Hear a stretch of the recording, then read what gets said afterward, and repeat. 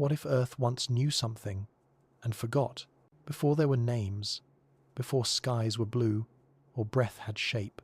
There were only murmurings of stone and fire and a silence so ancient even time does not speak of it. Wherever you are tonight, drifting, wandering, barely tethered, I'm glad you're here. Let the dark cradle you now. Let the clock slow until it breathes. Let the earth tell her story not in thunder, but in ash. A tale not of beginnings, but of remembering. There was a time before the sky had colour, before blue could whisper, before stars dared appear. A time when the air itself was a stranger, unseen, unwelcome, and untamed. The earth had just begun to cool, but it did not rest. Its body trembled beneath black oceans of magma, shifting like thoughts in fever. Its skin was not yet skin, just fractured crust, hissing and steaming. A crust still dreaming of fire. The sky above was not a sky. It was a shroud, a weight, a veil of violence, thick with carbon, methane, ammonia, gases exhaled from the planet's raw, molten lungs. There was no sunrise, no dusk, no breath of wind through leaves, for there were no leaves to touch, no winds to carry them, only pressure, only heat. The atmosphere clung like a second mantle, so dense it could crush sound, so hot it could melt silence. And yet, in the hush between eruptions, something stirred. Not life, not yet, but something softer than chaos. A pause, a waiting, the first thread of balance woven through storm. Earth did not know it was becoming. It did not seek to breathe. It only moved in patterns, the way rivers dream of oceans, before they are born. There were no mirrors yet, no reflections to ask, what am I? Only vapour, and ash, and gravity's hush, pulling every molecule downward, as if the planet wanted to hold its breath, before speaking something sacred. The sky before skies was a forge, not of stars, but of possibility. A forge that did not burn clean, but smouldered like memory. The gases rose not in celebration, but in grief. Each volcanic exhale was a lament, each plume a scripture written in sulphur and steam. And though no one watched, the earth wrote anyway, because silence still listens, because time, even newborn, has a way of archiving its pain. Rains did not fall. They collapsed, superheated droplets boiling on descent, hissing as they kissed molten stone. Each drop was a decision, each pool a beginning, but no ocean yet. Not then, just echoes of vapour, learning to gather, and in the thickening fog, light tried to find a way through, but there was no blue to scatter, no oxygen to sing, only red. Only infrared rage from a sun too near, filtered through a veil too dense. The sky did not glow, it glared. A furnace dome, a warning, but below that smothering glare, Earth's crust whispered its first promises. Cracks cooled, basins formed, and fire began to fold into sleep. Not all at once, never at once, but enough to begin the shift, from torment to rhythm. It was not evolution, it was erosion of violence, the slow forgetting of flame. And so the sky, though still toxic, began to change. Not with wind, not with weather, but with waiting, waiting for the next exhale of gases, to mix, to rise, to linger, waiting for water to return, not in bursts, but in blankets, waiting for the crust to thicken, the air to thin, the light to finally scatter, waiting to become sky. But in those first billion years, the sky did not yet look up, it looked down, pressing, watching, remembering. And the earth, in all its molten silence, learned to breathe not with lungs, but with time, and in time it would trade fire for air. But first, it had to endure.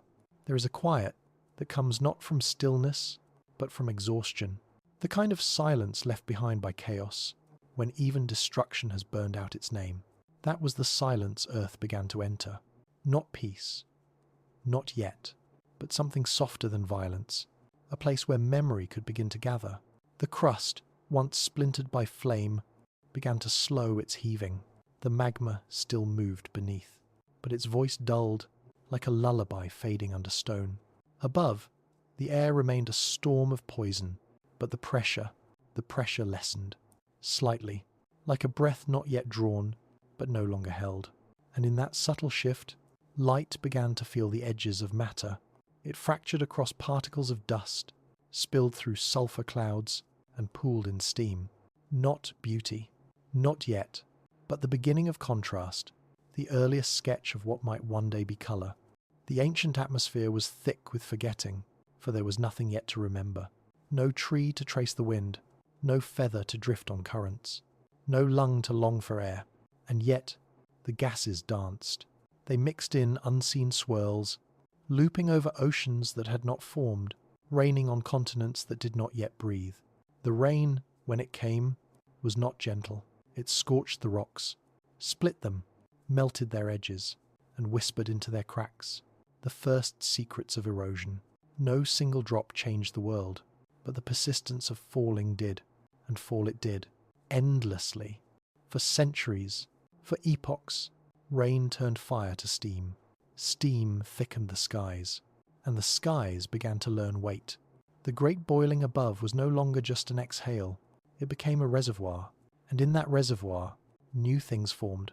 Molecules delicate as dreams, bonds that shimmered, invisible as silence. Nothing yet lived. But the conditions for life, they waited there, in the warm fog, in the chemical hush between storms. The earth was composing without knowing, conducting an opera for no audience. Its instruments were tectonic plates, its notes, hydrogen, nitrogen, carbon dioxide, its tempo, glacial, its rhythm, geological, and the sky, that heavy, haunted veil, began to lift. Not all at once, but in whispers. Here, a pocket of clarity. There, a thinning of clouds. It would take millions of years for the sky to lighten. But even a dark sky learns to dream of blue. The blue was already there, locked in potential, waiting in the way that ice waits to thaw. Not needing permission, just time. But the earth did not rush. It had no concept of before or after. Only now, only movement. In that sacred now, volcanoes still bled into the heavens. But their gifts, sulfur, water vapour, carbon, became less curse, more chorus.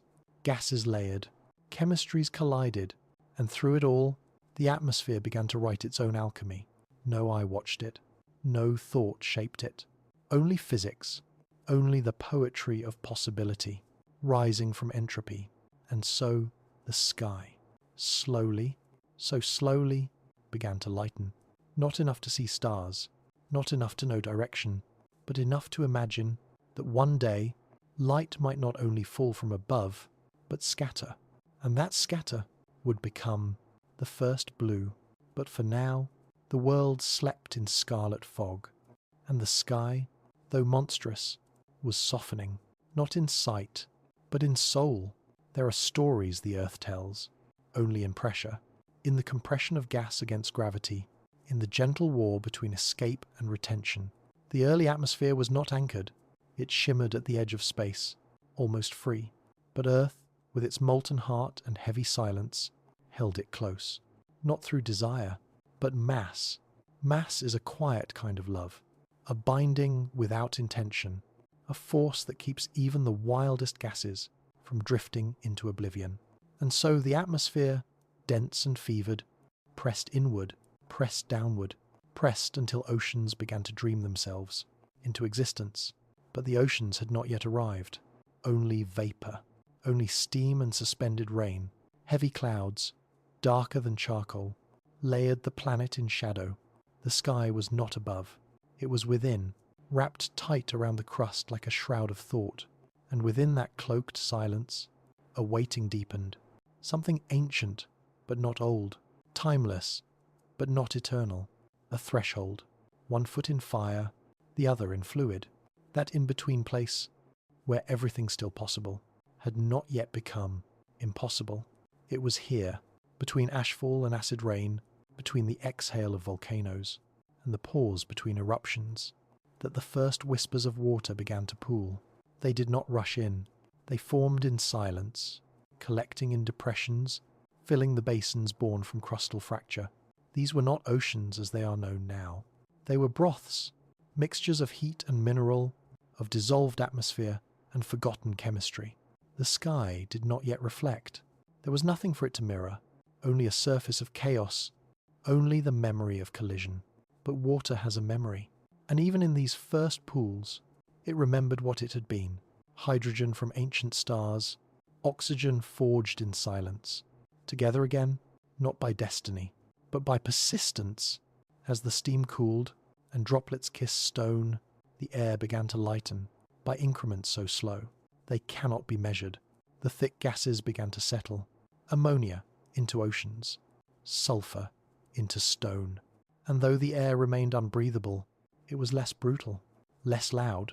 Sound had nowhere to travel but down, and down it went, into the crust, into the depths where magma still murmured.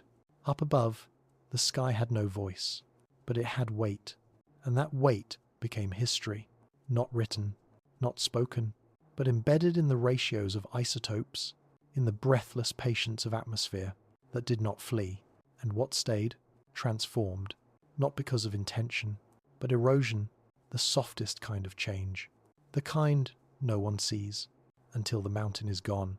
The sky, in its earliest becoming, was not sculpted by events, but by duration, by time so slow it became shape, by silence so long it became substance, and earth, with its veil of heat and haze, began to exhale less rage and more memory. What was once eruption became exhalation. What was once poison became precursor, and in those breathless transitions, the sky began to thin, still too thick for starlight, still too harsh for oxygen, but thinning as if the planet itself was learning to trust its own stillness. In that soft unwinding between the burning and the cooling, the sky became something Earth could finally carry, not as a burden, but as a skin of gases layered in mourning, in longing, in chemistry. What once billowed from the planet's open wounds now began to circle, not in rage, but in rhythm. The carbon, still heavy, still thick, no longer ruled alone. Water vapor twirled with it, a dance of condensation and escape. Methane, sharp as forgotten dreams, lingered in the upper mists, while nitrogen crept in silence, becoming the background breath of a world that did not yet breathe. The sky, still far from blue, was now a crucible. Every molecule it held was a memory in the making, a precursor to breath, a relic of volcanic grace. For that is what the eruptions had become. Not just violence, but grace. Not the end of something, but the offering. Each plume released not death, but potential. Gases that, in isolation, choked, burned, suffocated, but together balanced, layered, changed. There is no such thing as purity in a newborn sky, only mixture, only collision softened over time, and in that mixture, strange things began to happen. Some of the gases fell into the sea, where the rain had become relentless, and the oceans began to gather in earnest. These oceans, vast and black, became the sky's first reflection, a mirror not of light, but of mood, and the mood was melancholy. The oceans swallowed what the volcanoes gave. Carbon dissolved, sulfur sank, and the air, less crowded now, began to clear. Not clarity as in vision, but clarity of form, structure, potential, and with that potential came light. Not full, not bright, just a hint, the first photons, able to reach the surface. Without being devoured, they flickered through haze. They touched the skin of the sea. They fractured into unseen colour, not blue, not yet, but something like the memory of it, a foreshadowing of radiance.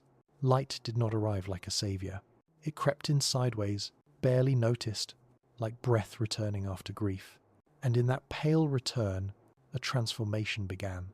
Photons collided with molecules, scattered, reflected, Rayleigh scattering, a whisper of a name, not yet spoken, already alive. It would take eons for the sky to bloom with colour, but the bloom had begun, in the waiting, in the weight, in the gases that no longer fled. The earth was holding its sky now, and the sky was starting to listen, still toxic, still heavy, but no longer silent in its becoming. It rustled with chemistry. It shimmered with the ache of light. It softened around the edges of pressure, and somewhere, in the spaces between molecules, the first breathless question began to form. Not asked, not answered, just known. That something was about to be born from the ashes of fire and the hush of water, something the sky had never carried before. Possibility. The sky does not rush. It does not chase meaning. It unfolds like vapor across still water, like memory returning through dream. And so, the earth continued its long exhale, one plume at a time, one sorrowful cloud of gases at a time. Volcanoes still spoke in fire, but now their language was different. Not just rage, but rhythm. Each eruption became a verse, each ashfall a pause, each sulfur breath a question asked without words. And over time, those questions shaped the air itself. No blue, but a softness. No breath, but a leaning toward it. The crust cooled, ever so slowly, and with it, the sky found more stillness. Fewer eruptions, more intervals. Time no longer a torrent, but a tide. The clouds that once boiled now thickened with purpose, carrying rain that did not burn, but soothed. Rivers formed, hesitant and newborn, threading across the jagged skin of the world, carving lines into stone, soft as lullabies. And those rivers, those glacial threads of memory, returned to the oceans all that the sky had offered, carrying minerals, gases, elements. An exchange began, unspoken, unseen, the sea inhaling what the sky exhaled, the earth learning its first equilibrium. Not balance, not yet, but a leaning toward it. Carbon met calcium, iron met oxygen, cloud met clarity. And from these encounters came sediment, came layering, came memory, buried. The sky was no longer just an exhalation of heat. It was a container, a place where the earth's slow grief and slow hope could mingle. A cradle for chemistry, a cradle for chance. And in that cradle, light returned more boldly. Still filtered, still tinted in rust and ash, but less afraid. Photons reached further now, striking the ocean's skin, bouncing off suspended particles, scattering ever wider. And that scattering, so small, so quiet, was the beginning of colour. Not colour seen, but colour becoming. And though no eye watched, the sky began to turn, not blue, but ready. Ready to reflect, ready to remember. For the first time, the planet could carry light without hiding it. The atmosphere, still hostile to breath, had begun to hold space for the breath to come. It had thinned, not enough to welcome life, but enough to stop denying it. It had cooled, not into comfort, but into rhythm. And it had listened to fire, to water, to time, until it began to whisper back. The sky had become sky. Not the one known now, not the radiant dome of blue and wind and cloud, but the ancestor of that sky, dense, moody, full of steam and sorrow, but faithful and permanent. Its storms were no longer screams, they were lullabies. Its weight was no longer a burden, it was a memory folded into gravity. The earth, no longer just molten hunger, now bore its sky like an ache, like a promise not yet spoken. And beneath that promise, the oceans turned, the winds began. Still shallow, still learning, but real, and in the air, a presence settled, not seen, not heard, but felt, as if the sky itself had decided to stay, to remain with the earth, even if nothing ever lived, even if the world never breathed, because something had changed. The silence, once heavy with collapse, was now filled with waiting. And waiting, as every mountain knows, is the most sacred form of remembering. But what the planet buried, it never truly forgot. The sky, once too thick to dream, now cradled the weight of future breaths. Not yet, not now, but soon, soon, before breath had form, before lungs had meaning, The air was born in fire, not a fire of comfort, but of rupture. The earth, still young, still restless, carried her heat beneath skin too thin to hold it. And so, she split, again and again, in wounds of magma that reached for the heavens. Volcanoes were not interruptions. They were voices, the only way the planet knew how to speak, through fracture, through ash, through fire. And what they spoke was atmosphere, not clean, not kind, but full, dense with gases trapped in the planet's bones since its birth. Each eruption tore open a memory, a buried fragment of stardust, a chemical locked in silence for too long. Sulfur, carbon dioxide, steam, ammonia whispered through smoke, methane coiled in the haze, and always the water vapor, rising like a forgotten promise. They were not gifts, not at first. These were the poisons of a planet, still remembering how to cool. But even poison, in time, can become a teacher. The volcanoes, tall and monstrous, did not rage for destruction. They released what the core could not keep, and in doing so, they fed the sky. Each eruption painted the air a deeper red. Each plume thickened the veil. Each lava flow carved new vessels for rain to find. The atmosphere did not build all at once. It was exhaled, in pulses, in grief, and grief is a builder as much as a destroyer. Between the screams of eruption, the planet inhaled silence. That silence gave shape to clouds, to condensation, to cooling. The rain returned, not as fire, but as water. And when it met the newly spilled rock, it hissed. It steamed, it transformed. Gases dissolved, crust cracked, new minerals formed that would, in time, become filters, catalysts, foundations. The volcanoes did not know. They were sculpting air, but they were. With every outpouring, they shifted the balance. Steam condensed into oceans, carbon thickened the skies. Sulfur fell as dust, and the sky, once unbearable, began to cradle reactions. Reactions that didn't just change the weather, they changed the planet's destiny. It was in the stillness between eruptions that the gases could mingle, could cool, could combine. The atmosphere, layered now in memory, was no longer just an exhale. It was becoming a lung, not yet alive. But learning the rhythm, volcanoes became its heartbeat, and each beat brought change. More carbon dioxide, more heat trapped, a greenhouse not of growth, but of waiting, because before the earth could breathe, it had to burn. And through that burning, the sky thickened, the clouds darkened, the oceans deepened. Everything moved through cycles, eruption, rain, reaction, over and over, for millions of years, until the air no longer remembered its emptiness, until the sky was full enough to listen, and when it did, when the haze cleared just enough, the light returned again, this time to stay, and the sky, nurtured in fire, began to prepare for the breath to come. The fire did not stop, it slowed, a lull, a breath between convulsions. And in that breath, the atmosphere thick with volcanic memory began to hold its shape, no longer just a haze of violence, but a structure, a shelter for what might come. Volcanoes still tore open the crust, still poured rivers of glowing stone, but they were not random. They followed fractures, lines of weakness, written in the bones of the planet itself.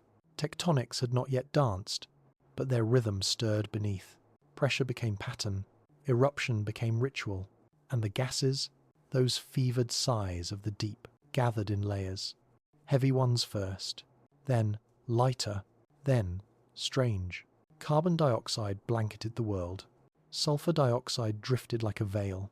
Ammonia curled into the cracks between, and water vapor, always water vapor, rose in plumes like breath in winter. The Earth's core pulsed with heat, and every beat summoned more sky. The atmosphere was not a single voice. It was a choir of collisions, each gas a note, each reaction a harmony of possibility. But not all notes could stay.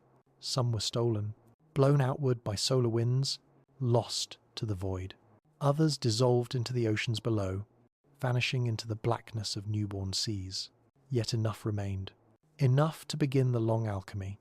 Ultraviolet light, sharp and relentless, pierced the upper layers. It split molecules apart, broke ammonia, scattered methane. But in destruction, new forms appeared. Hydrogen escaped, lighter than memory. But oxygen lingered, not in breath, not in form, but in fragments. The stage was setting, not for life, but for air that could one day hold it. And the volcanoes kept feeding it, endlessly, faithfully. Each eruption now was a message, from core to sky, from fire to future, not in language, but in isotopes, in ratios, in subtle shifts. Traces of these stories remain, locked in ancient zircon, written in sulfur signatures, buried in stone, older than memory. They whisper of a time when air was forged, not by wind, but by magma, and they speak of how the same fires that once choked the skies also cleared the way for breath, because breath does not begin in lungs, it begins in balance, and balance is carved in time. The earth was not in a hurry, it did not crave life, it only gave what it had: heat, motion, eruption, and through those offerings the atmosphere thickened, from a trace to a storm, from a storm to a layer, from a layer to a promise not yet kept, but close, so close. Some flames fade, but others fold into silence, becoming the breath beneath the breath. So it was with the ancient volcanoes. Their fire did not vanish, it sank into the rhythm of the planet.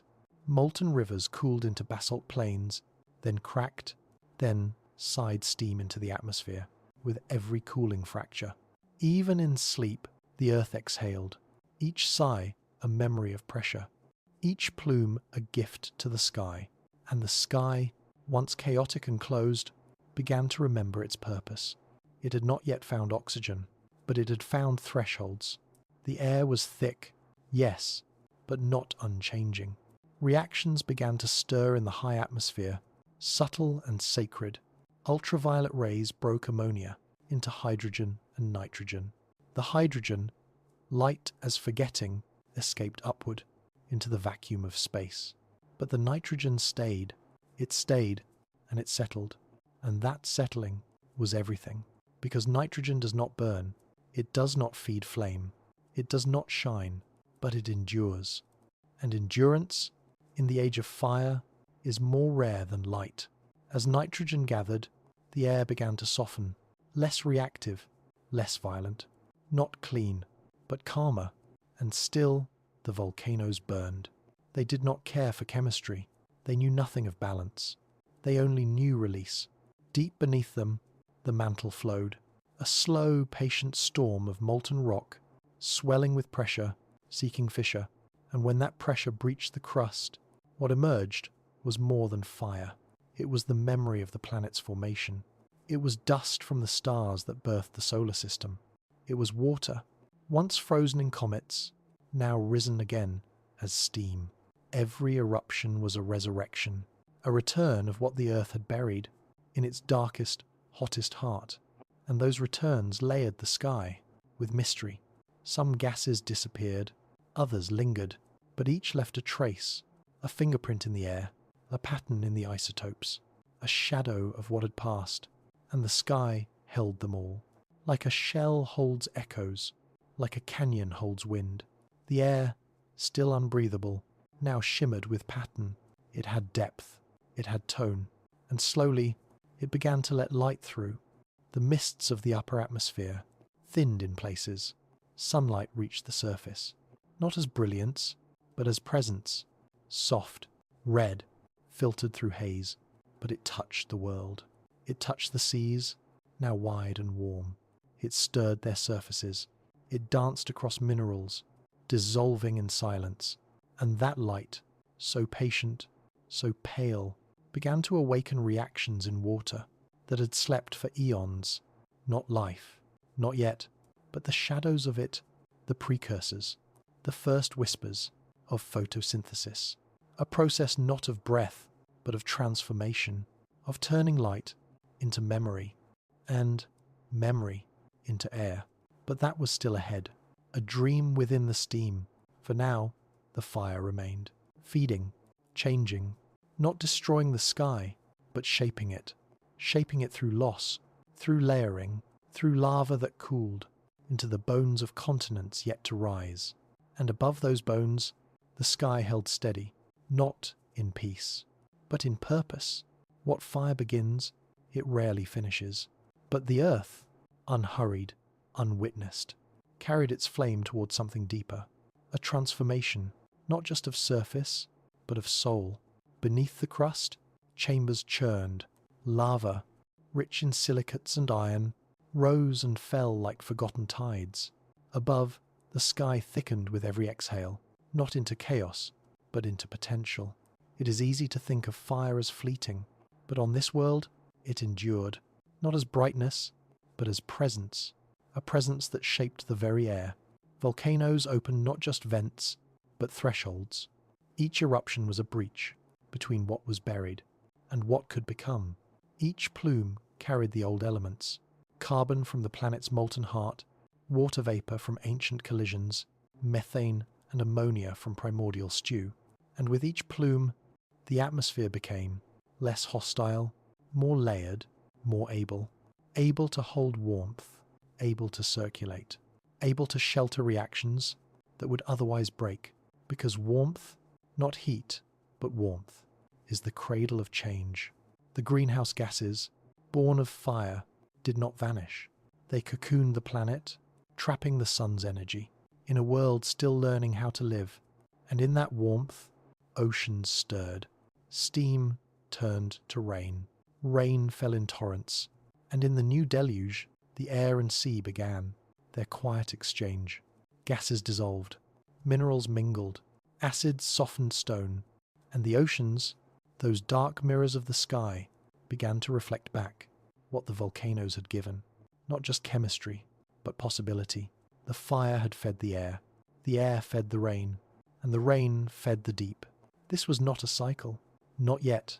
It was a spiral, moving outward, drawing inward, down into stone, up into wind, and always through fire.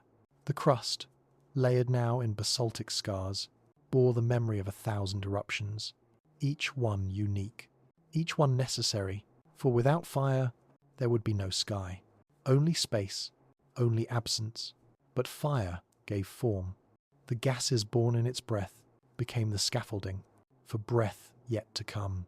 And breath, true breath, was near, nearer than it had ever been. The air was not yet sacred, but it was becoming aware of its weight, its shape, its silence. The volcanoes had given so much, and yet they did not cease.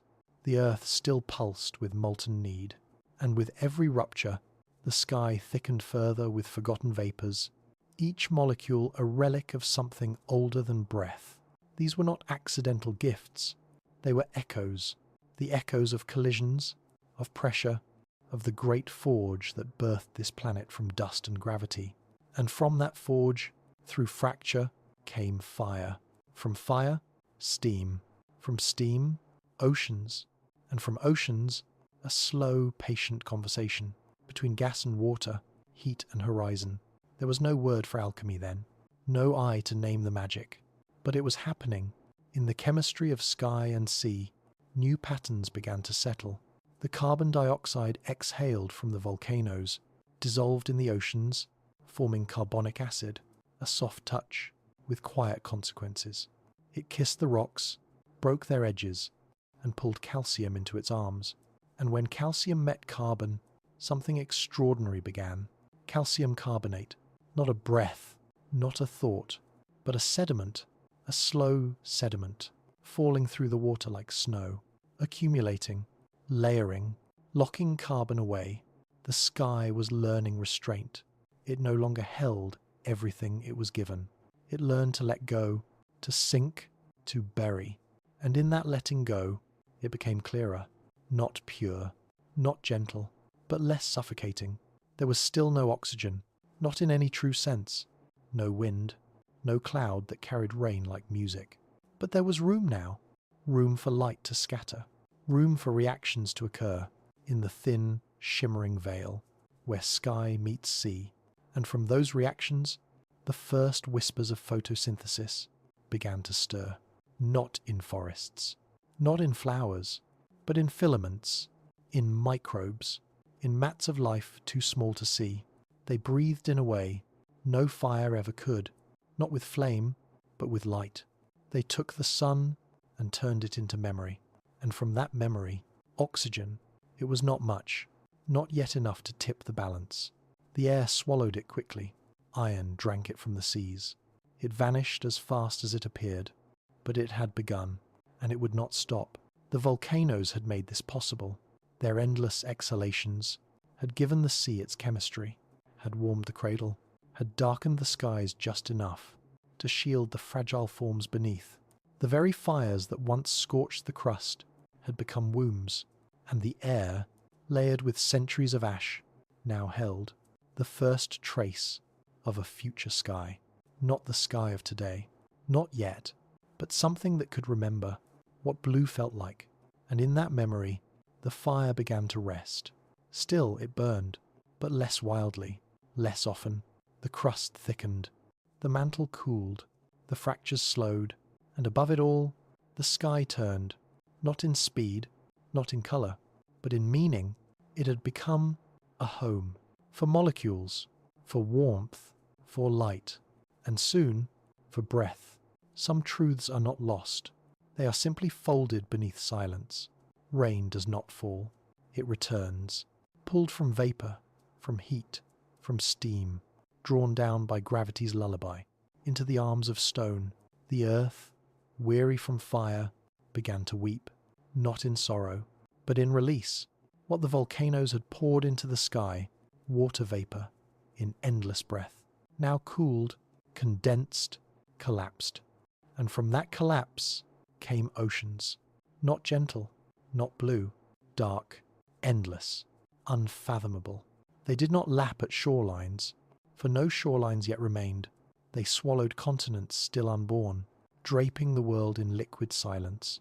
This was not the sea of now, no tides, no life, only warmth, only depth, only memory, because water, even then, knew how to remember. It remembered comets, long vanished, whose frozen hearts had melted into Earth's breath. It remembered the gases of the early sky, carbon dioxide, ammonia, sulfur, and carried them downward, in silent surrender. The first oceans were not just water, they were archives, chemical diaries, held in motion. And in that motion, the atmosphere changed, not in drama, but in diffusion. Each drop of rain stole a piece of sky. Each wave pulled gases from the air and folded them into its depths. Carbon, once the master of the atmosphere, now slipped beneath the surface, dissolving into acid, dancing with calcium. And from that dance, sediments formed, minute, weightless, falling like ash through a planet-sized dream. The ocean floor became a graveyard for sky-born memories, layered in silence, pressed by time. Above, the atmosphere thinned, still toxic, still dense, but less so, and what remained began to reflect, just a glimmer of light. The sun, filtered through haze and cloud, now reached the surface. With fingers soft enough not to burn, photons shimmered across the waves, bounced, scattered, and dissolved into warmth. The oceans drank them like forgotten songs, and in that warmth, chemistry stirred. Not loudly, not visibly, but profoundly.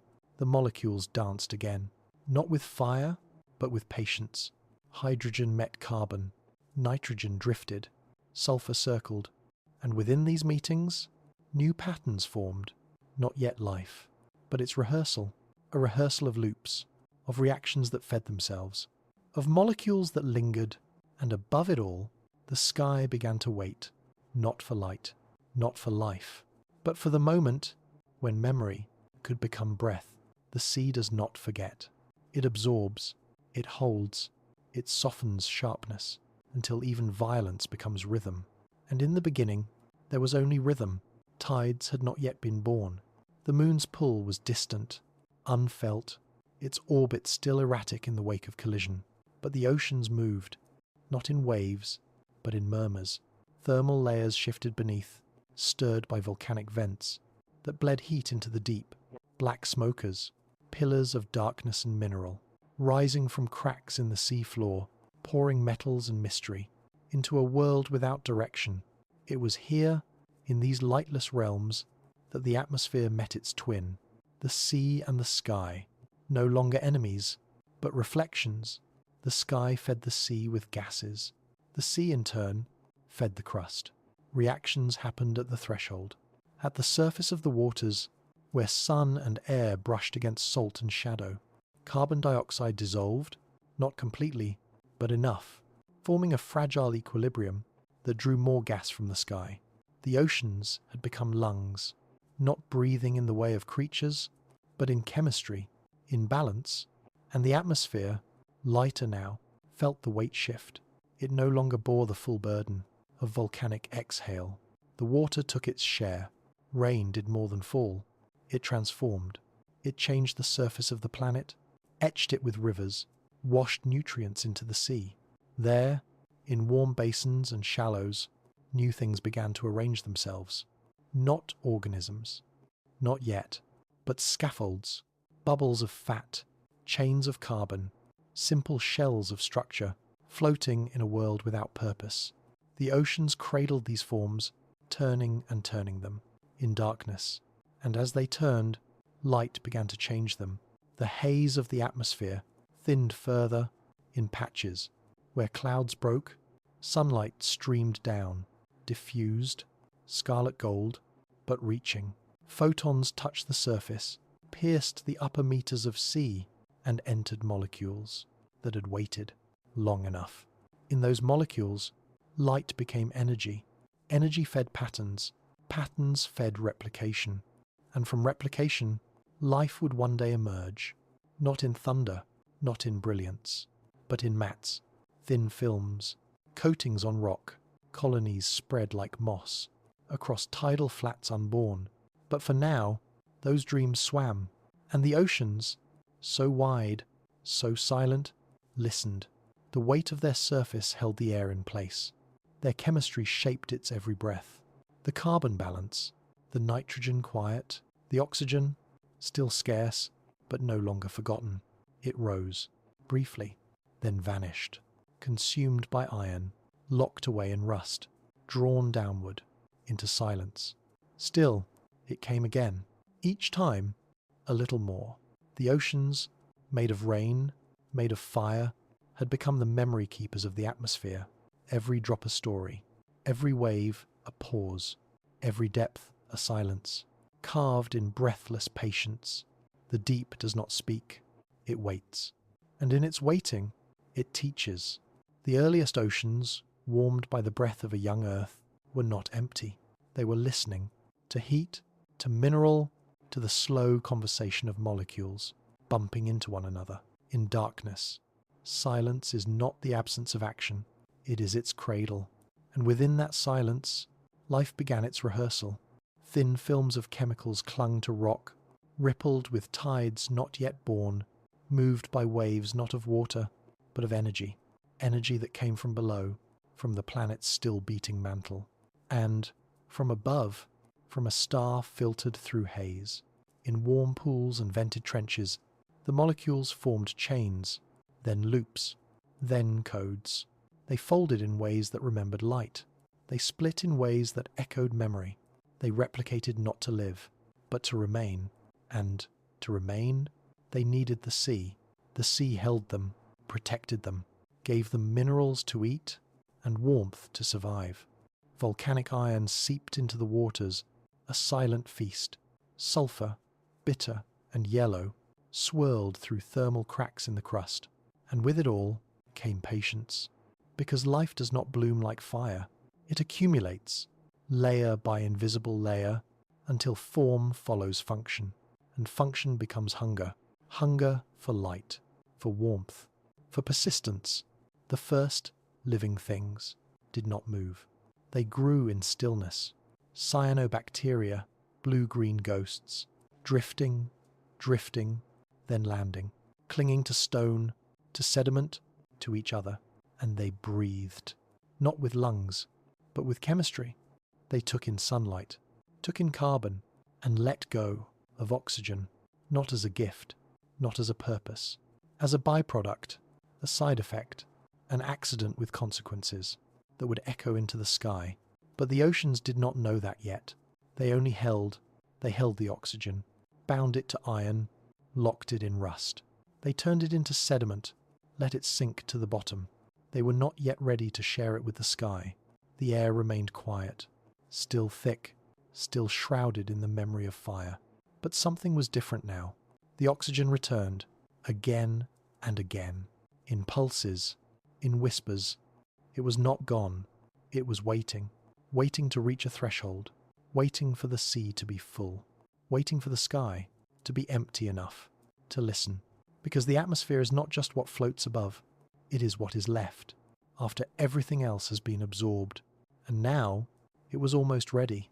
There are moments on Earth when nothing appears to change, yet everything does. The oceans, vast and unspoken, had become the quiet architects of sky, not through force, through absorption, through burial. Each wave that touched volcanic shore took with it particles of ash, whispers of gases, and the breathless sighs of early life. The cyanobacteria grew, not across continents, but across moments. Mats of them formed in the shallows, layered in films so delicate they tore with the tide, but they returned. Each dawn brought light, filtered and soft, falling through the haze of a sky that had forgotten how to glow. And the mats, simple as they were, knew how to use that light. They turned photons into structure, carbon into sugar, waste into air. The air did not know what to do with this oxygen. It had no precedent for it, no place to hold it. So the sea took it. Again, the iron, dissolved and abundant, embraced the oxygen. Together, they sank. Rust and silence and time. Layers built up. Iron formations, red as ancient memory, accumulated on the seafloor. And still the bacteria breathed. Slow, steady, endless. It was not a revolution. It was a tide so long it took hundreds of millions of years to rise. But rise it did. The oceans, full now of rust, had no more iron to offer. The oxygen, unwelcome for so long, began to linger. A little longer, a little higher. It reached the edge of sea and sky, and did not vanish. It stayed. And in that moment, quiet, unspectacular, the sky began to change again. Not suddenly, not even noticeably, but fundamentally. Oxygen is not a gentle guest. It alters everything it touches. And so, the air, long ruled by carbon and methane, began to shift. The balance wavered. Methane, once thick and warming, fled in the presence of oxygen. Its warmth dissolved. Temperatures fell. The earth cooled. And the oceans, those great engines of absorption, began to ice. Glaciations swept the surface. Not once, many times. Snowball Earth, they would one day call it, when oceans froze nearly to the equator and the sky dimmed beneath pale clouds of frost. But beneath the ice, life endured. The breathers still breathed. The oceans still stirred. The volcanoes, less fierce now, still whispered. And oxygen remained, no longer a trace, no longer a secret, but a presence. The air, once built in fire and fed by sea, now bore the fingerprints of life. And the sky, for the first time, had the potential to become breathable. Not now, not yet, but soon, because the oceans, formed from volcanic rain, had given their memory to the air. And the air, transformed by chemistry, by patience, by silence, had begun to remember how to carry life. But what the sea remembered, the sky began to echo. Rock is not dead. It listens. It holds. It remembers longer than oceans, longer than air. It is the body of the earth, and like all bodies, it learns to breathe, slowly, through pressure, through time. When the sky began to change, the crust did too. The surface of the planet, once forged in fire, had cooled into a mosaic of silence. Basalt plains, granite peaks, sediments folded beneath the sea. The great stones lay still, but not idle. They absorbed the rain, not just the water, but what the water carried: gases, salts, oxygen. The oxygen, newborn from photosynthetic size, was not free for long. It was hungry, or rather, everything it touched was hungry for it. Iron, abundant in stone, called to it.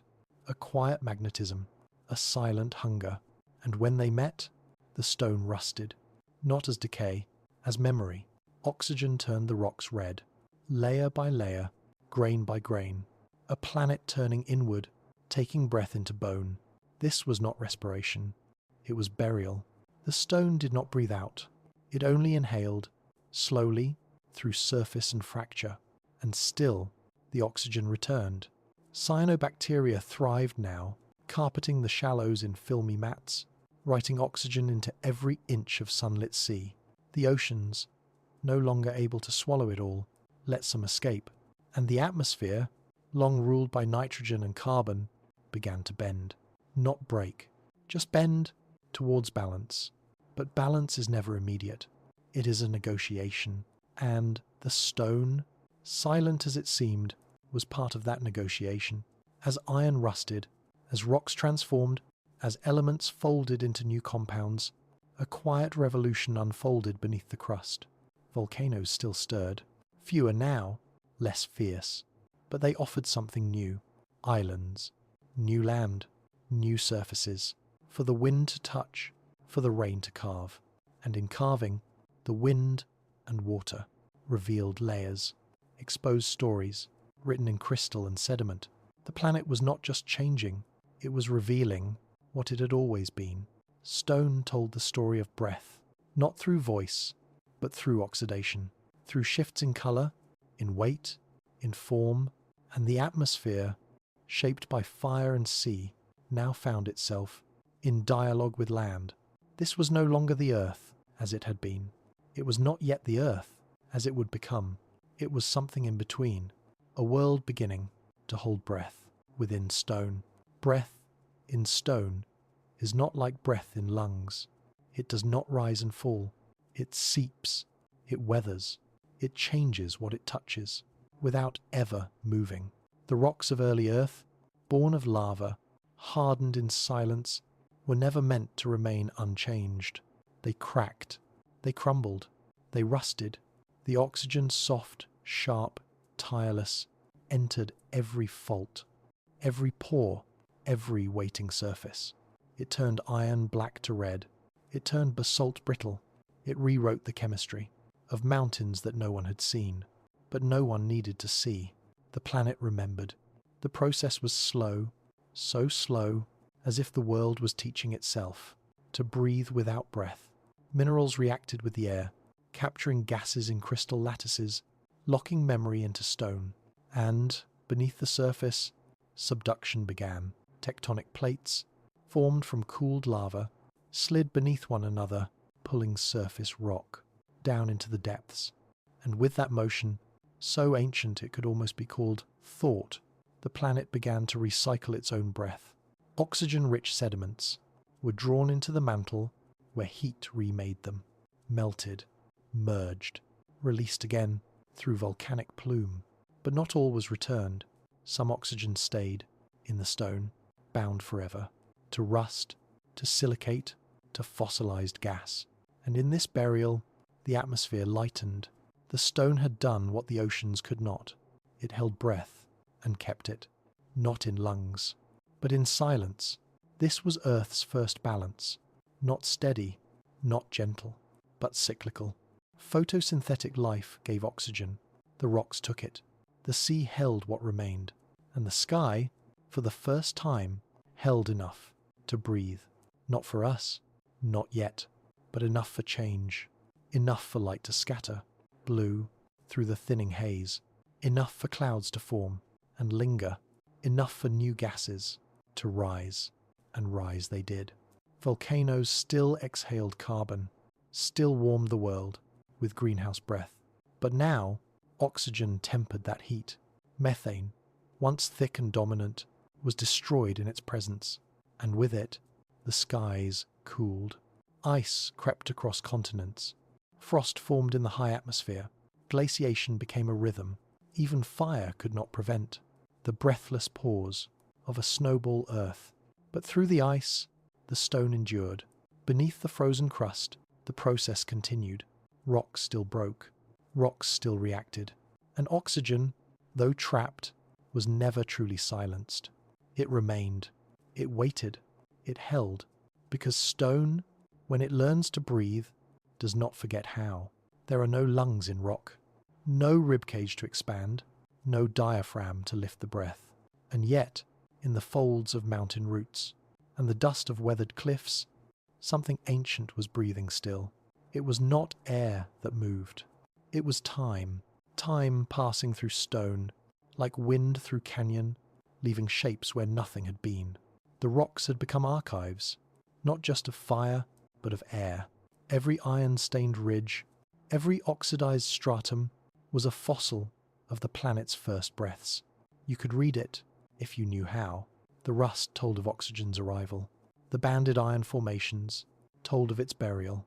And the erosion, etched by wind and rain, spoke of an atmosphere that had found its weight, because air presses. Even now, it presses down. On mountain, on ocean, on skin. And stone remembers that pressure. It holds the imprint of winds long gone. It folds under the weight of forgotten skies. It shifts, slowly, under every heartbeat of gravity. The early crust, battered by impacts, broken by rift and ridge, began to settle. Not in stillness, in movement.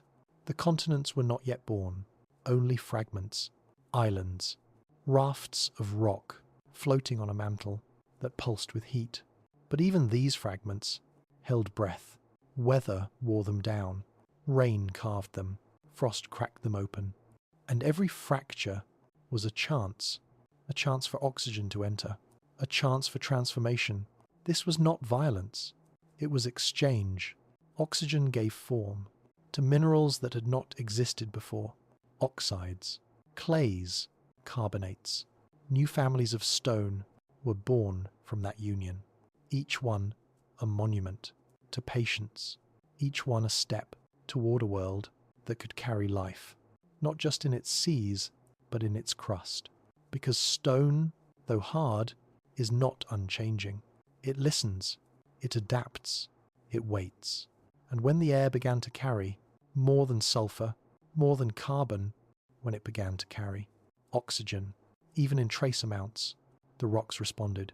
The crust thickened, the basins deepened, the land began to organize itself in layers, sedimentary, metamorphic, igneous, a trinity of memory, each type holding a different part of the atmosphere's story. The sediments, carriers of erosion, of weather, of what the rain whispered as it fell. The metamorphics, tales of transformation, of pressure and heat, rewriting what was buried. The igneous, songs of fire, the purest voice of Earth's molten heart.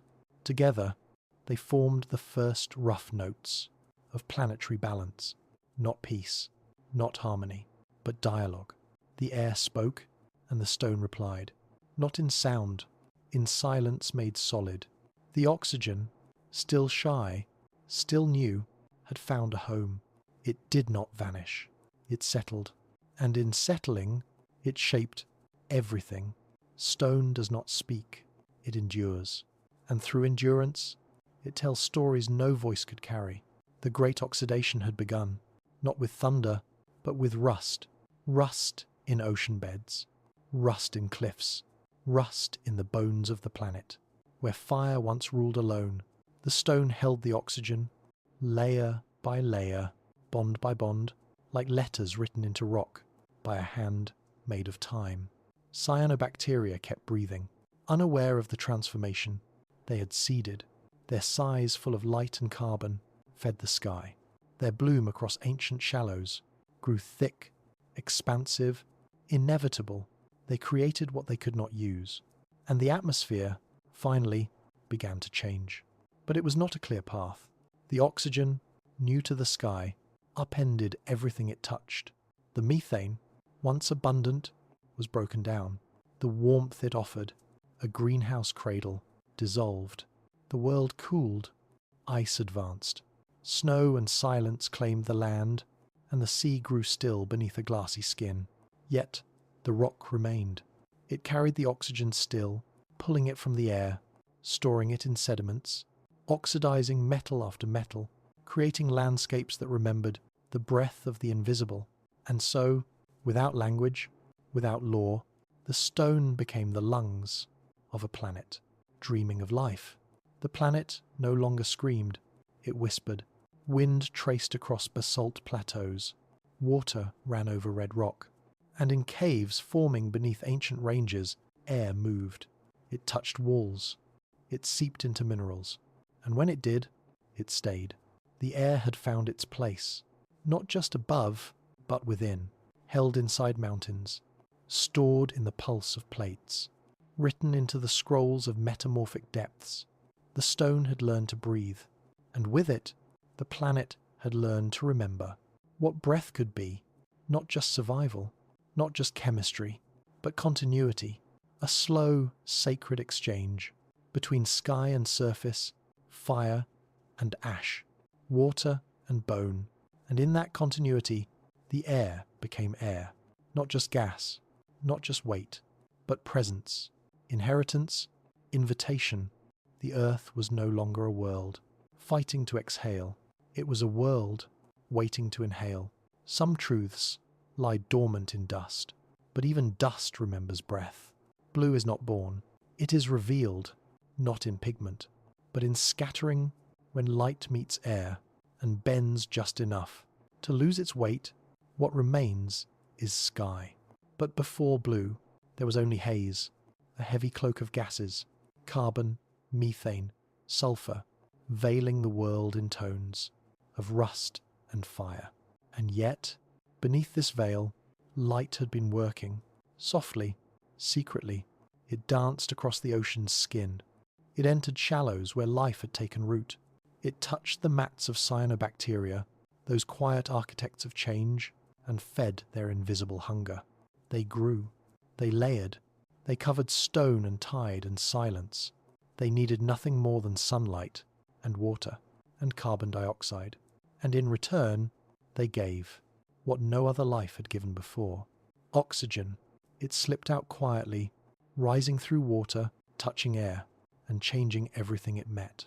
The atmosphere, still dense with history, received this whisper like a memory long buried, and the sky, for the first time, began to turn. The haze thinned, not all at once, not in brightness, but in layers, in lightness, in the first glimmer of colour, where there had only been weight. Rayleigh scattering, the soft shattering of light, began to ripple. Photons met molecules and bent. Short wavelengths, blues and violets, began to spread, to echo through the thinning veil. The sky began to glow, not just with light, but with history. Each shimmer a story of oxygen, each ripple a song of ancient photosynthesis. The blue was faint. At first, a ghost, a suggestion, but it stayed, and it deepened. The planet had not known colour. Now it knew one. Cyan.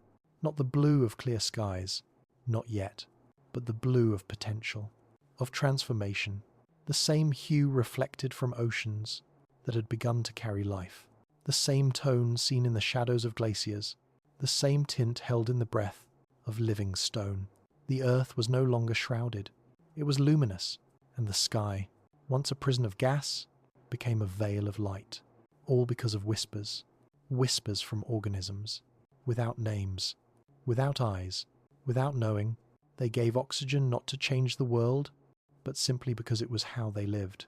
And that living rewrote the heavens. The sky did not know it was changing. No witness looked upward to see the haze grow thin. No voice gasped at the colour as it slid into being. But change does not wait for witnesses. It follows only its rhythm, and the rhythm, now, was light. Light filtering down through air newly thinned. Light dancing not on rock, but on cells, on filaments, on colonies, gathered in the shallow warmth. Where sky and sea touched, the cyanobacteria were no longer scattered. They had claimed the tide. Their mats spread across mudflats and lagoons, bubbling quietly in daylight, resting in darkness, not with breath, but with patience. They were not striving to evolve. They were simply continuing to use sunlight as a source of structure, to take carbon from air and turn it into matter. And with every transformation, they released a little more oxygen. It spilled into the water, then into the sky. It was not invited, but it came. And the air, no longer hungry for it, let it stay. The earth had rusted. The oceans had absorbed all they could. Now, the atmosphere began to hold what the sea no longer could bury. Oxygen rose. It layered over nitrogen, over argon, over the long shadows of volcanic exhale. It was not the first time oxygen had come, but it was the first time it had been allowed to remain. And the sky, now clear enough for light to scatter, began to take on the hue of what had made it. Cyan, the signature of these bacteria, the echo of their photosynthetic rhythm, the colour of a world learning to breathe. Not all skies turned blue. Not yet. Pockets of methane still drifted. Ash still fell. The world still wore its past. But above the warm shallows, above the tidal flats where life had settled, the veil lifted, and from that lifting came radiance. Not the blazing brightness of modern noon, but a soft, filtered clarity, enough to nourish, enough to change. The light now reached deeper into the sea. It danced further down the columns of water, fed new reactions, awakened more life. And in return, the oxygen rose. It rose into the sky, and with it, the planet turned a corner, unmarked, unwitnessed, but irreversible. The Earth had entered the age of blue, and blue, as it settled into the dome of air, as it rippled across oceans, as it shimmered in the breath of morning fog, was more than colour. It was a memory, a signature, a whisper from the smallest beings to ever change a world. The sky is not a surface, it is a mirror, and when life began to whisper, the sky reflected its breath, not with words. With colour, the cyan glow that began to stain the air was not accidental, it was chemical. It was earned. Oxygen, feathering upward, met ultraviolet light and fractured, not into silence, into ozone, a new gas, a guardian, formed not from fire, but from breath. O3, 3 atoms of oxygen, woven by light into a shield. No life had asked for, yet would one day need to survive. The ozone gathered in the stratosphere, layered between sunlight and surface, and began to filter. It did not block all, only the cruelest light, the sterilizing ultraviolet rays that once scoured the ocean's skin, were softened, muted, and with their absence, life climbed closer to the air. Not far, not yet, but enough for microbes to grow upward in columns of light, enough for mats to thicken, rising with each tide, edging into sun. The oxygen followed them. It no longer rose in desperation. It ascended with rhythm, with certainty. It pooled in the upper air, where light scattered more freely, and the blue deepened and deepened, until, one day, the sky was not just a veil, but a dome that shone in daylight, soft as breath, strong as memory. Cyan had become blue, not because it was wanted, but because it could no longer be held back. The earth had become visible.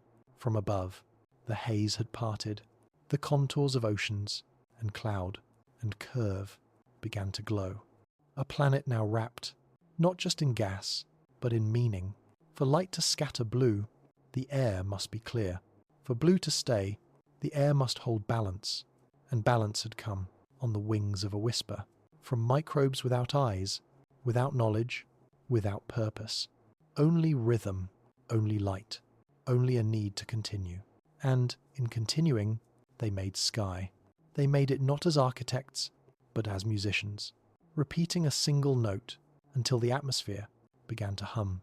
And hum it did, not with sound, with colour, with calm, with potential. The sky had once been a furnace, now it was a canvas, and across it drifted the fingerprints of those first breathers. Each molecule of oxygen, a story not spoken but released. Each scattering of light, a chorus of their persistence. The world had not become safe, but it had become known by its own sky. Blue is a memory. The earth almost forgot to keep. For billions of years, there was no need for sky to be seen. But now, light scattered not because it had to, but because it could. The haze had thinned. The veil had lifted, and the whispers of ancient cells had filled the air with something the world could not take back. Oxygen. The sky carried it now, as if it had always known how, as if it had been waiting for someone to teach it how to hold breath. The stratosphere, once silent, now shimmered with ozone. The mid-air drifted with balance, and the lower sky, the one that kissed the ocean, brushed the mountains, drifted through invisible valleys, glowed. The blue deepened, not as paint, but as scattering, as light unravelling itself against the breath of a planet, finally ready to see. And yet, this oxygen-rich light was not yet for lungs. It was not yet safe, for though the air had changed, the world still turned in shadows. The crust still bore poisons, methane still lingered in corners. But something irreversible had begun. The planet had passed a threshold, quietly, without celebration, without witness, and thresholds, once crossed, do not close behind. The cyanobacteria continued, their slow bloom across the tides. The mats thickened, the oxygen rose, and with it, new consequences stirred. Life would have to adapt, or vanish. Many would vanish. Extinctions came, not from comet, not from quake, but from breath. Too much oxygen, for those who were shaped in its absence. The breath that made blue was also the breath that ended countless unseen histories. But in extinction, the sky made room. Room for lungs, for eyes, for beings who would one day name the colour of the heavens and wonder how it came to be.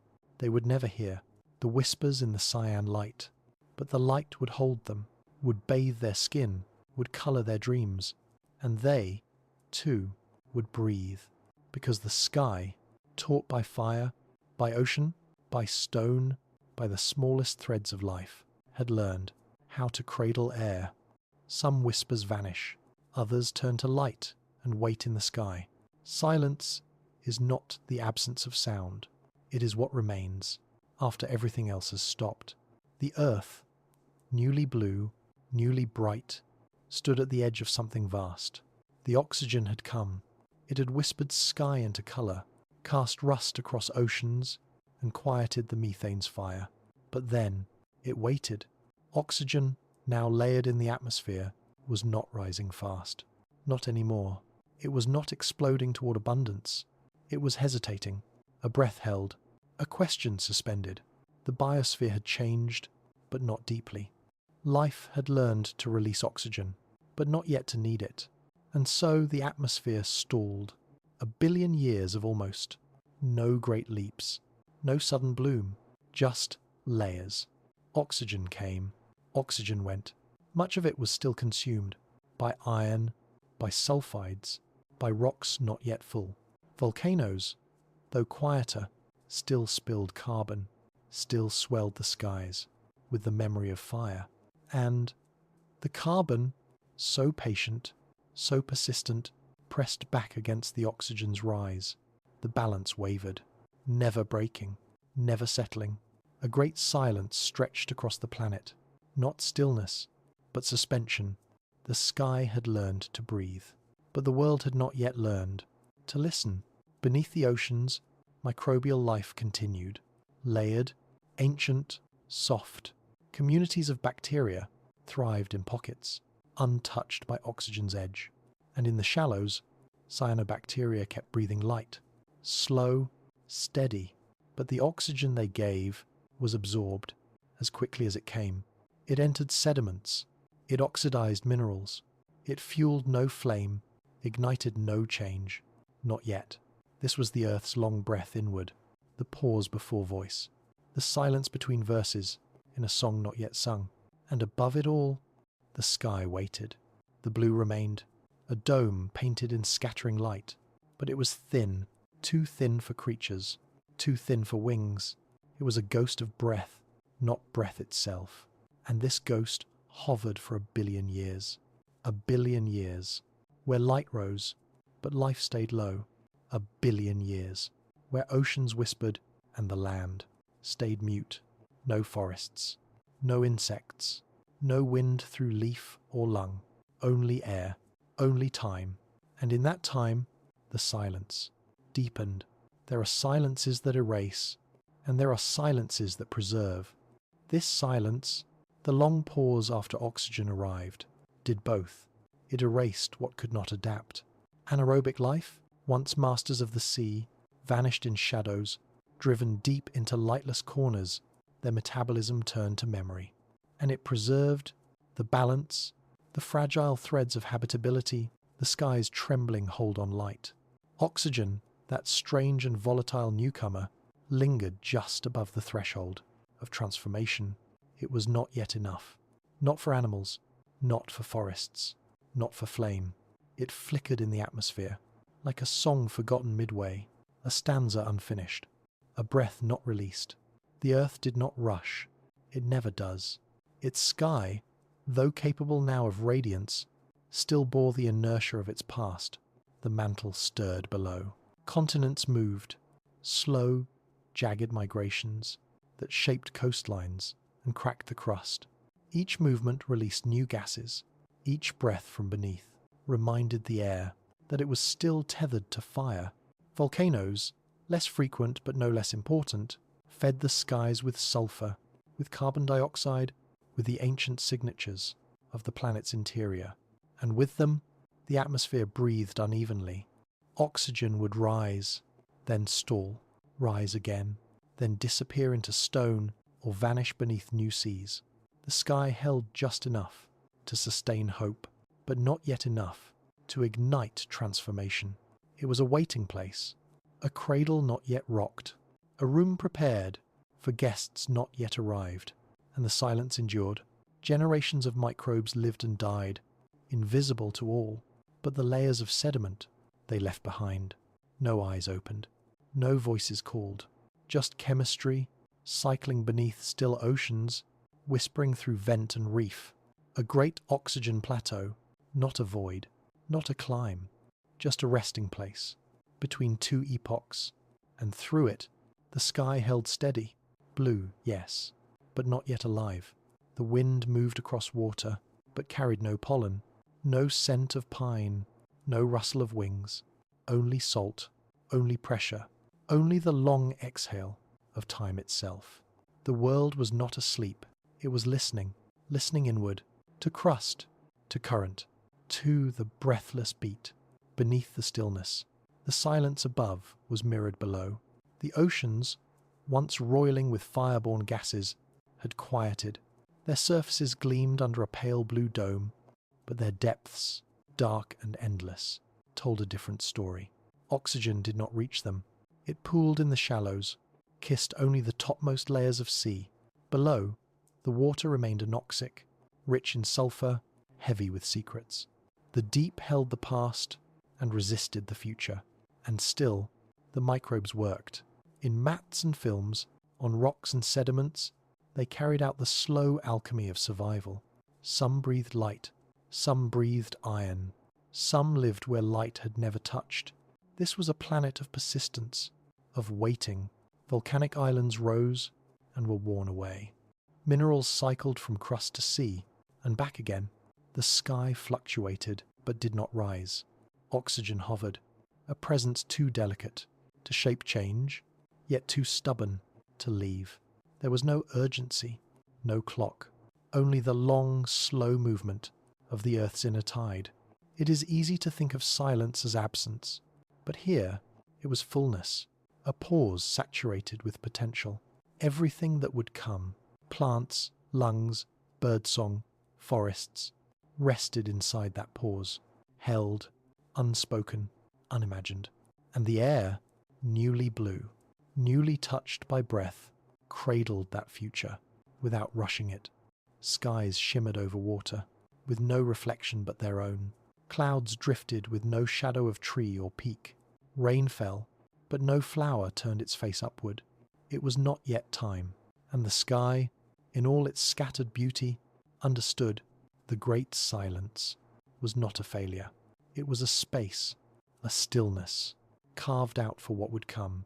A silence between breaths is still part of the breathing. The air was ready, but the earth was not finished waiting. Oxygen had arrived, and then paused. Not from weakness, from balance. For every molecule added to the sky, there was a sink below, iron that had not yet rusted, stones still hungry for oxidation, seas that swallowed the rest into unseen chemical prisons. It was not a failure, it was a cycle unfinished. The planet breathed in, through fire, through sea, through breathless cyan tides, and now it held that breath. The silence stretched, longer than empires, longer than memory, 1 billion years, where nothing visibly bloomed, where life remained flat, mat-like, layered in slime and shadow. No forests, no flight, only repetition. Photosynthesis continued, its quiet hymn to the Sunday. Oxygen rose, in increments, fell back into stone. Time circled, and with it, the sky kept turning. Blue above, but unfilled. Still no creatures to taste the air. Still no flames to test its edge. And then, subtly, almost imperceptibly, the oxygen began to stay. The rocks grew tired of absorbing. The seas filled with memory. The crust no longer claimed every trace of breath. And so it lingered, higher, longer, enough to matter, enough to stir change. New microbes emerged, ones that could use oxygen, not bury it. Ones that inhaled the air's gift and turned it into power. The silence began to loosen. The long breath was ready to exhale. And the earth, in all its patience, in all its pause, began to move again. The oxygen, held so long in tension, would now rise. And with it, the sky would no longer whisper. It would speak. Some silences teach us how to hear. What breath alone cannot carry, the air forgets. But the earth does not. What once filled the sky, what choked it, warmed it, coloured it with gases, born of fire and time, is no longer there. But its absence is not silence. It is sediment. Long before breath, the atmosphere was heavier than memory. A blend of carbon, sulfur, methane, ammonia, gathered not by design, but by the planet's deep exhale. And though that breath has vanished, it left traces, not in cloud, not in light, but in stone, buried in zircon, trapped in sulfur isotopes, whispered in the iron-stained bones of the seafloor. The earth is layered with forgetting, but even forgetting leaves a shape, and that shape is written in ash. Volcanoes once shaped the sky, not just by fire, but by composition. Their plumes, tall and swollen, carried sulfur into the air, in spirals that bent the sunlight. Their carbon thickened the atmosphere into a green-gold haze. But when those gases vanished, they left fingerprints, tiny imbalances, rare isotopes, ratios that tell a story no language could hold. The story of what the sky once was. The ancient atmosphere, though gone, still haunts the rock, in the banded layers of iron that speak of an oxygen that came too late, in the sulfur signatures that trace the chemistry of a sky no eye had seen. And beneath it all, the crust remembers. It holds, in minerals and formations, evidence of the great transformation, when oxygen rose and other gases fell, when balance tipped, when breath became possible. But that moment did not erase the past. It only buried it. And the burial was deep. Through tectonic churn, layers of atmospheric memory were folded inward. Some were heated, some were pressed, but many remained intact. Silent vaults of chemical truth. Scientists call them proxies, but they are more than data. They are echoes. Proof that the sky was once other. Proof that the atmosphere was once fire and darkness, thick as grief, silent as ash. The planet does not archive with ink. It records in oxidation, in crystalline ghosts, in the quiet exile of every gas the sky could not keep. And so we read the rock, not for answers, for reverence, because the forgotten air is not lost. It is waiting. In caves, in fossils, in the spaces between atoms, where time rests. The sky leaves no fossils. It disappears, carried off by wind, burned by sunlight, lost to the void beyond the edge of gravity. But in its passing, it leaves traces no wind can carry, imprints that settle into matter too deep to wash away. They are not visible, not to the eye, but stone remembers them in silence, in sulfur that split in two paths, marking the chemistry of atmospheres with no oxygen. In isotopic anomalies, small, impossible fingerprints, tucked in ancient rock older than life. They speak of a sky that could not yet carry breath, a sky thick with heat and shadow, where fire outnumbered light, and deeper still, beneath layers of rust and ash, lie zircon crystals, tiny, unmoving, immortal, formed from magma. They cooled while the air was still a curse, while the oceans still boiled under volcanic rain. Inside them, trapped in perfect cages of crystal, are atoms of ancient atmosphere, gases no longer present in today's world, traces of an Earth that no longer exists. And yet, they remain, a breath sealed in mineral, a pause in time, encased in structure. The forgotten atmosphere may be gone from the sky, but it sleeps in stone, even in meteorites, in fragments that fell from space. When the planet was still molten, there are hints of the first exhalations, clues of how the Earth once tried to hold on to its breath and nearly failed. Atmosphere is fragile. It can be lost, burned away, stolen by solar wind, and in its earliest days, Earth nearly lost it all. But gravity held on. Volcanoes gave more. Oceans drank their fill. And what remained changed everything. The sulfur disappeared from the sky, but marked the rock. The methane burned away, but left no fire unremembered. Even the carbon dioxide, once ruling the air, now rests in limestone tombs, weathered cliffs, reefs turned to marble. Everything that once rose has fallen. Everything that once choked the sky now lies buried beneath feet of stone. And the sky itself, now light, now blue, floats above, a graveyard of its past. But the earth does not mourn. It layers. It folds. It seals. It does not cling to memory. It becomes it. Not all fossils are bone. Some are breath. Not the breath itself, but the shadow it leaves when it's gone. And Earth's crust is thick with such shadows. There are layers in the rock record, subtle, silent, that speak of atmospheres that no longer exist. Not guesses, not theory, but chemistry, traces of sulfur without mass balance, isotopic signatures, impossible to form in the presence of oxygen.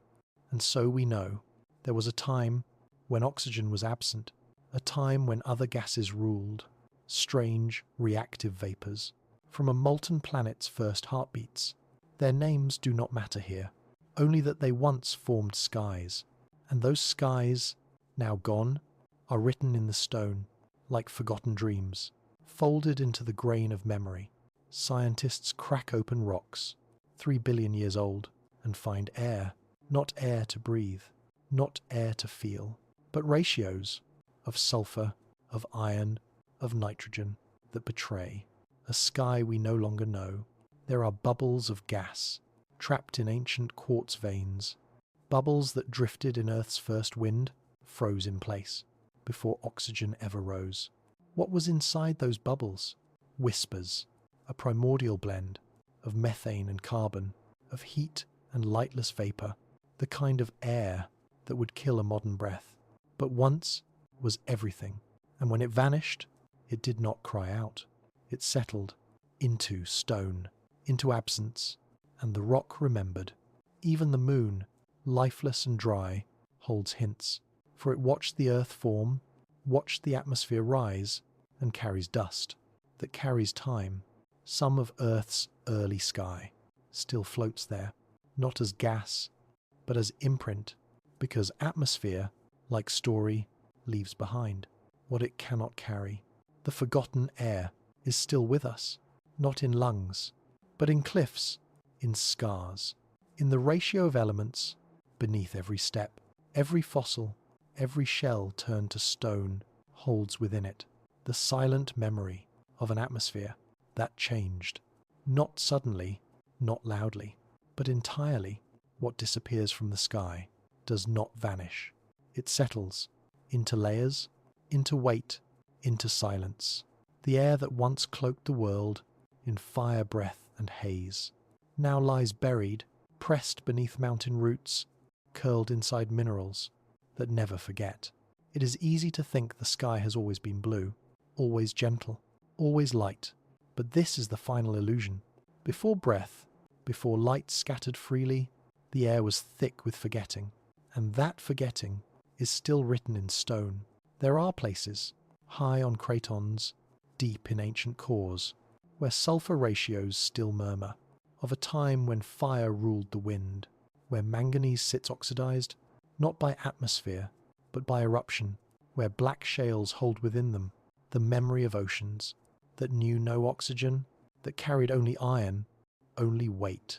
The great oxidation left behind its monuments, but so did the air that came before. Its monuments are quieter, less defined, not cities, not fossils, but anomalies, absences, ghosts. The air does not fossilize, but it leaves behind what could no longer survive. Without it, and in that absence, is its trace. The earth became its own archivist. Every breath the sky once carried is accounted for. Every molecule of methane is buried in ancient carbon. Every sigh of sulfur captured in crystal. Every shadow of ammonia preserved in clays that hardened while no eye watched. The atmosphere, we know, stands atop these graves, and yet they do not haunt. They remind that change is not always seen, that the most sacred transformations can be invisible, geological, slow. The sky changed, and the earth recorded it, without ceremony, without myth, only memory, only silence, only layers. And when those layers are split open, when rock is broken, just right, the old air whispers again, not in wind, in ratio, in residue, in breath no longer needed, but still honoured, ashes of a sky we never knew. Some truths never escape. They remain pressed beneath time, whispering upward through stone. Not all songs are sung aloud. Some are carved, some are folded, some are felt only when everything else has gone quiet. The earth, long cooled, long rusted, long buried in its own becoming, still hums. Beneath the crust, beneath the silence of oceans, beneath the roots of mountains grown from ash, the fire has not gone out. It has only learned to whisper what the volcanoes once shouted, in plumes, in ash, in molten memory. They now murmur in thermal breath. Still they stir. Still they rise. Still they exhale the remnants of the past. And in those remnants, carbon, water vapor, heat, the same elements that once made the atmosphere hostile, then sacred, then home. Their rhythm is slower now, more patient, woven into the background hum of tectonic time. But it is still a song that never stopped. The earth did not finish its story when oxygen filled the sky. It only changed keys, and in that new key, life learned to sing. From breath came movement, from movement came thought, and from thought, eventually, came memory. But long before language, before lungs could name the wind, the earth already remembered. It remembered through stone, through heat, through drift, and it sang, not for us, but for itself, a lullaby of plates colliding, of sediments settling, of gases rising unseen from fractures older than any star we see today. The song was never meant to be heard, only carried, and carried it was, through the breath of forests that rose from soil once made by rain, through the flight of creatures whose blood holds iron, first oxidized in oceans, stained by bacterial breath. Even now, in every cell, in every breath taken without notice, the fire still lingers. The oxygen once sculpted in shallows moves through veins, feeds memory, and beneath it all, the mantle stirs, not violently, lovingly, a slow, sacred churning that reminds the planet it is still alive. And from that churning comes song, not in music, in rhythm, the slow shifting of continents, the exhale of hydrothermal vents, the bloom of unseen microbes in basaltic cracks. These are verses no ear will catch, but the earth sings them still, not because it must, because it always has, even in sleep, especially in sleep, because the planet never truly rests. It only settles, and in that settling, it breathes through volcanoes dormant and deep, breathes through the oceans, where iron still rusts, breathes through the sky, where ozone still shields, breathes through the life that inherited the silence. And we, who rise from that silence, who speak and walk and wonder, are the echo. We carry in our blood the elements first whispered in fire. We inhale the air, shaped by ancient eruptions, tempered by stone and softened by light. We do not make the earth sing. We are what the earth sang while sleeping. There is a rhythm beneath perception, older than heartbeat, older than breath. It is the pulse of the mantle, the shifting lull of heat trapped in stone, the memory of collisions folded into the planet's bones. Even now, beneath forests and cities, beneath oceans and deserts, the earth hums, not with chaos, but with a song so slow, so deep that only time can hear it. A song that began when magma met vapor, when atmosphere first took shape, in fire's exhale. That fire has dimmed, but it has not died. It rests beneath crust and quiet. And from it, the world still breathes. Hydrothermal vents, those dark chimneys on the seafloor, still sigh minerals into the ocean's womb. Sulfur, methane, iron, the same ingredients that once made the sky unbreathable, now feed life in the deepest dark. Creatures without eyes, without lungs, without light, gather in silence around those chimneys nourished by chemistry, older than the Sunday. Their breath is a hymn to everything that came before lungs, and the earth listens. It listens through its tectonic skin, through faults that stretch like scars across its ancient surface. The plates shift, mountains rise, valleys widen, slow motion verses in the same lullaby that began with volcanic ash and ended in breath. Every continent is a line in that song, every ocean basin a chorus, and every creature, from the first microbe to the last drifting bird, carries within it a phrase from Earth's sleeping voice. Even now, in the quiet between stars, the planet continues, breathing, changing, singing, not to be heard, but to remain, to echo itself through all that lives, to write, in elements and erosion, what it cannot write, in sound. And when we sleep, when we close our eyes and drift into the soft gravity of forgetting, we fall back into that song, the one that shaped the skies, the one that carved the oceans, the one that waited beneath silence until silence could finally listen. It was never silence, only the illusion of stillness. Even as the skies grew quiet, as the oceans steadied, as the crust cooled into mountain and plain, the song continued, folded beneath granite, humming through basalt, exhaled from vents that no sunlight ever reached. The earth sang in gradients, in temperature, in pressure, in the slow migration of elements once scattered through the void, now folded into life. The volcanoes still breathed, not in rage, but in ritual. Each eruption, each tremor, was a continuation, a stanza in a verse begun, when magma met vapor and the sky first took shape. Those gases, still rising in threads, are the echoes of the planet's beginning. Carbon dioxide, That ancient breath still circles the globe, still feeds the roots of forests and the silence of seas. It has changed in form, in source, but not in memory. Each atom once flung from a volcanic throat may now rest in the petal of a flower, or the shell of a snail, or the air between two sleeping lungs. The Earth's first exhale never truly left. It transformed, and in doing so, so did everything else, even we. Shaped by evolution, minds lit with thought, are carrying it still. The oxygen that fills our blood is not new. It is old, older than language, older than bone.